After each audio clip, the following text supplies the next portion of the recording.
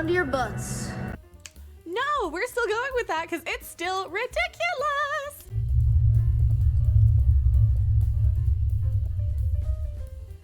Hiya, Mecha. Strange New Worlds, Season 3, Episode 3. Yeah, that won't work for me. Yes, I'm reviewing this still. Yes, I'm still watching it.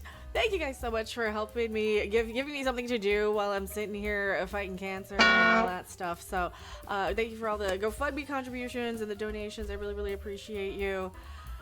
No,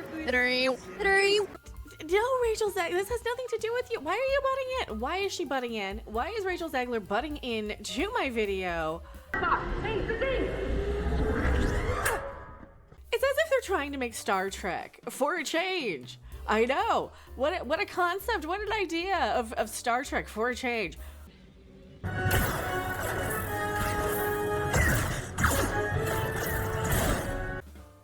We have some actual disciplinary action. Explain yourself, Lieutenant. From Haircut. Hold on to your butts herself. She got disciplined because she did something she shouldn't have done. Yeah, that won't work for me. Hold on to your butts. And no, it did not have anything to do with holding on to anyone's butt or anything. You know what she did? She went with her plan despite being told not to.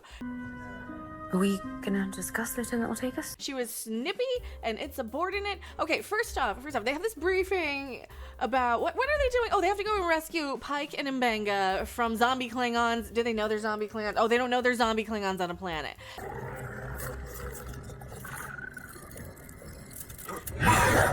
They don't know there's zombie Klingons on a planet, so Pike and M'Benga are on this planet with Klingons that are zombies.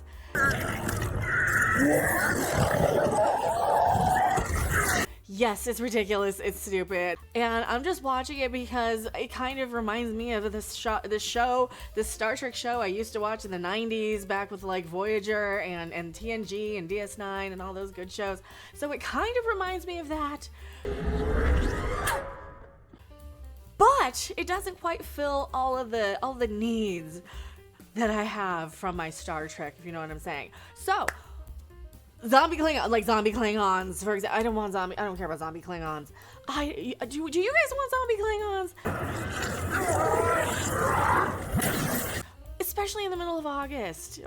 No, it's July. It's not even August yet. If it's October, you can see some zombies and stuff. That's what they used to do. They used to have television make some sort of sense. They used to have television match up with holidays. And like, what would you be doing right now? Summer, cookouts, whatever. Sports ball with your family. I don't know. Not Halloween zombie Klingon stuff. I mean, Comic-Con's really big right now. Superheroes are sort of big. Maybe they should have done something more that...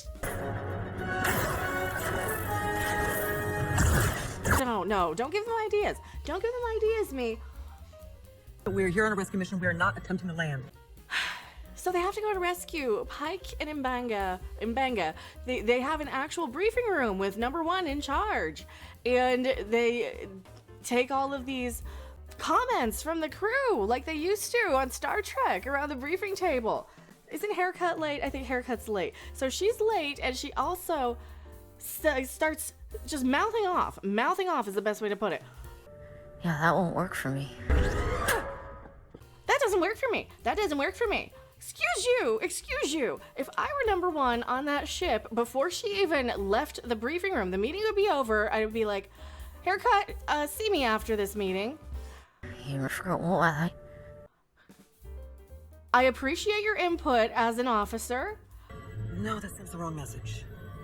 Please be more respectful of the chain of command and tell that to me in a manner that is more professional and becoming of an officer. Do you understand me? And she'd be like, yes, sir. And then we'd be done. Why do we care what they think? This is pointless if they... And then we'd be done, and we wouldn't have what comes next because they let her go with the oh, that doesn't work for me comment. They let her go with that. This is better than Discovery, because if this was Star Trek Discovery, it would be Michael Burnham saying that thing and then taking command of the ship, starting a mutiny, going and doing her plan anyway, instead of Instead of sneaking around and doing it, this is what Haircut does. This is what Haircut does. She sneaks in her little plan to do her thing on her little computer pad. Finish your thought, Lieutenant. I just think we're past the point of diplomacy. It has something to do with what? Dropping out of warp at a certain time, endangering the ship. You know, a lot of stuff that they shouldn't be doing because it's not her call. She's not the commanding officer.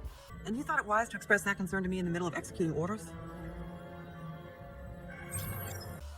Endangers the whole ship, and then she gets dressed down for it like she's supposed to. La'an, lady security con chick, she even says, hey, are we gonna do something about Erica Ortega?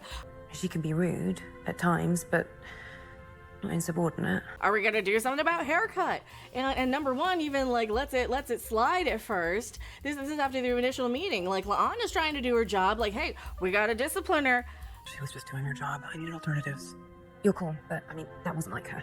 And of course, number one's like, oh no, she was cleared from her psych eval after getting captured by the Gorn and almost dying. She's fine. She's just a little rough around the edges. She passed her psych eval. After all she went through, I'm not surprised if she's a little rough around the edges. No. You want to kind of nip that in the bud, or let her have another week off or something to recover from the Gorn, because she's a little bit too Yeah, that won't work for me. disrespectful of the chain of command. So, it is one of the most Star Trek episodes we've seen in a while.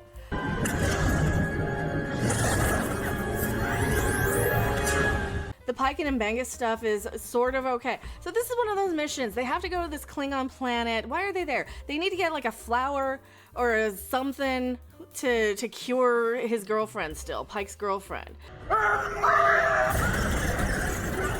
They want to synthesize some medicine for her because she's still infected by the Gorn.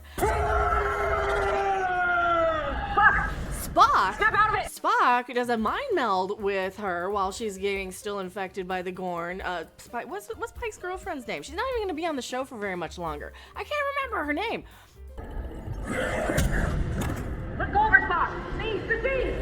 Doesn't matter. She's not going to be there that much longer anyway. He mind melds with her, and there's like this Gorn DNA that's like taking over, and they're all screaming because they're all in pain and stuff. And I'm like,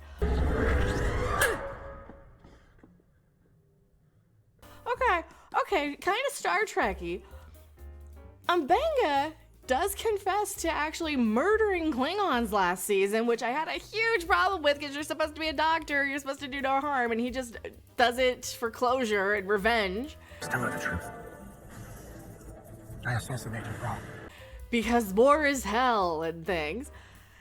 So he does confess to Pike that he did cross the line. He did cross the line.